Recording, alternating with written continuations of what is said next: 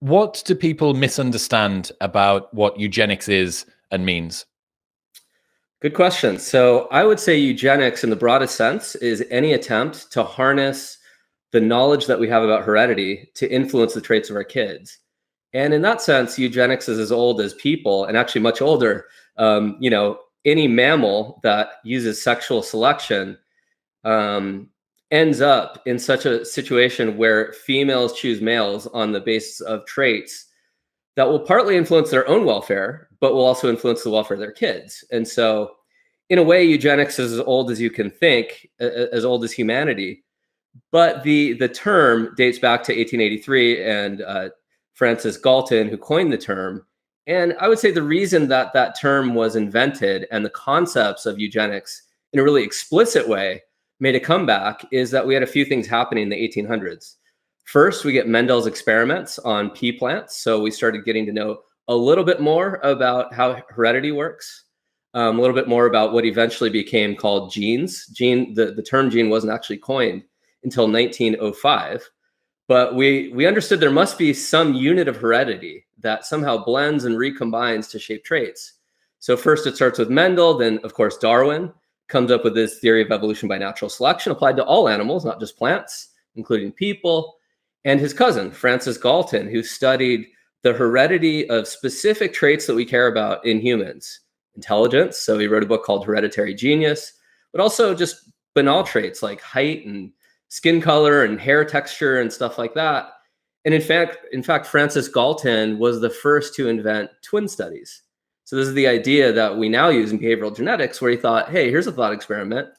What would happen if we took identical twins and fraternal twins and raised them apart and just saw how they ended up? Like, would they be really similar, really different?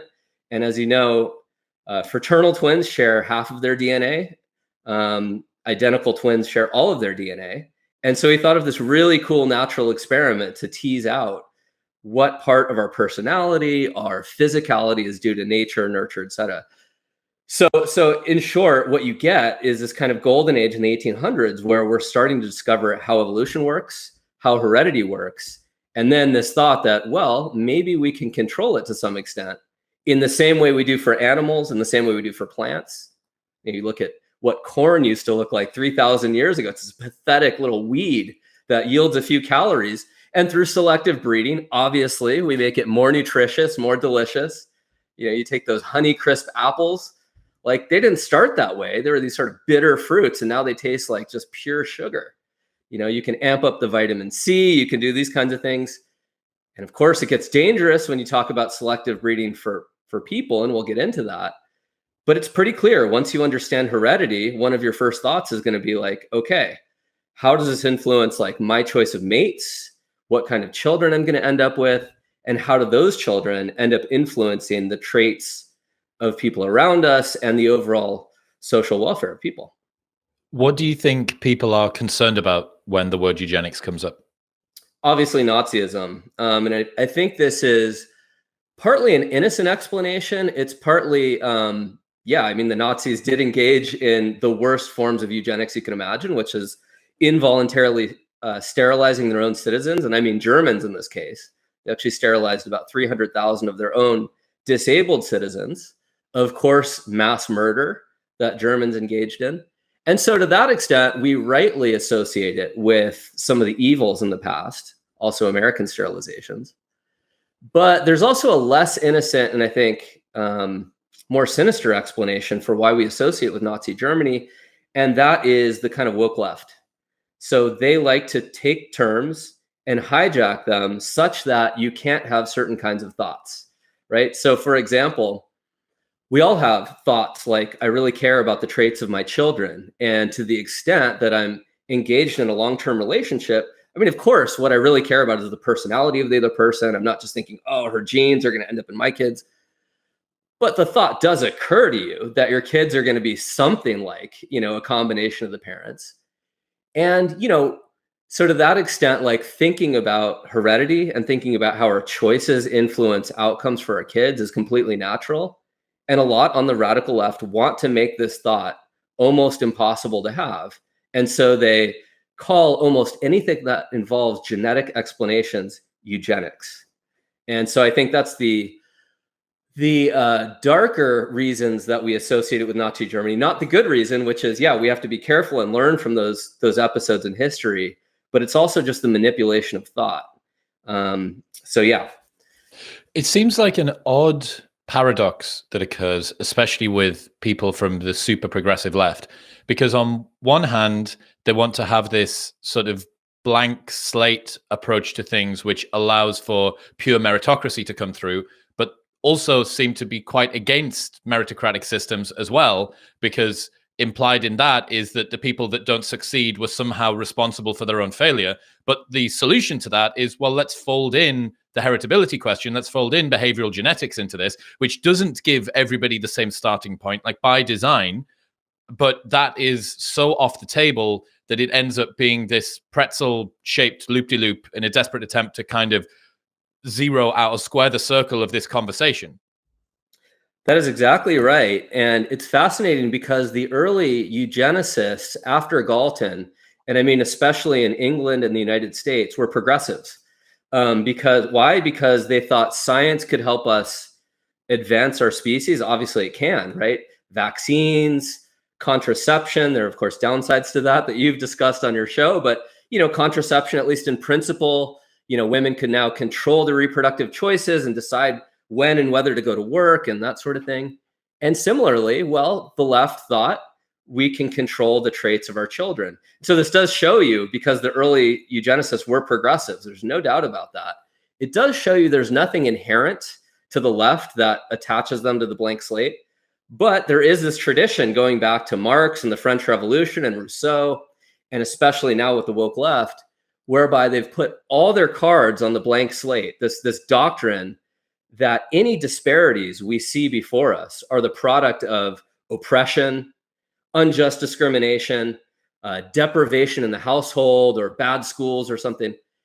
And by doing that, they're actually hamstringing themselves, because as this technology, and we can talk about the technology now, but as the technology that's going to allow us to shape the traits of our children is more and more developed and available, especially using in vitro fertilization and embryo selection and so on, they're going to face an increasing cognitive dissonance, whereby on the one hand, they're going to have every incentive to use this. I mean, everyone recognizes heredity powerfully shapes the traits of our kids. But on the other hand, their official public position is going to be to denounce it, because it's going to blow up their entire worldview.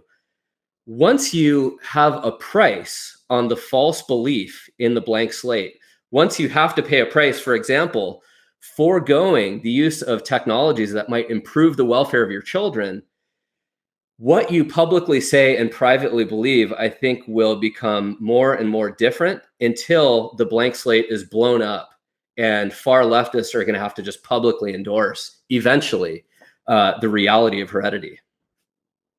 That's fascinating. What's the difference then between eugenics and genetic enhancement and embryo selection?